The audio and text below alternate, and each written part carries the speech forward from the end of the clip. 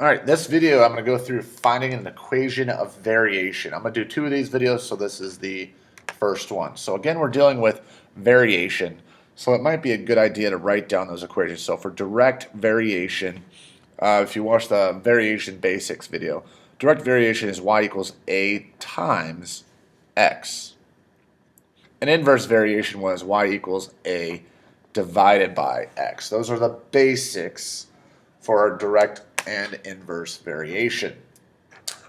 So I'm going to start going through this problem, and I might stop along the way and answer, various questions. But in general, it says y varies inversely with x when x equals 4 and y equals negative 3. And it says find the equation of variation, then find y when x equals 3.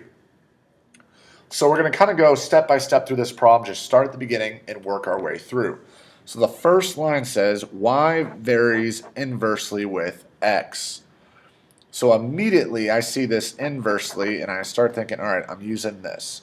So I'm going to start by using the correct variables. It says y varies inversely with x. If I'm varying inversely, then I know I need a divided by x, because inversely usually means, hey, divide by whatever variable comes next.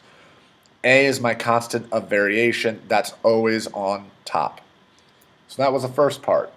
It says when x equals 4, so y varies inversely with x, when x equals 4 and y equals negative 3. So they give me some information there. They tell me x is 4 and y is negative 3. So let's take that and plug it into this equation I just wrote. So x is 4 and y is negative 3. I still don't know a.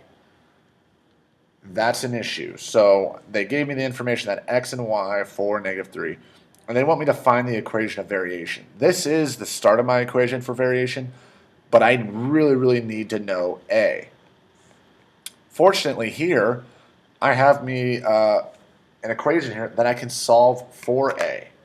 So right now a is over here. If I'm wanting to solve for a variable, I want to get that variable isolated or get it all alone. So right now I have a divided by 4.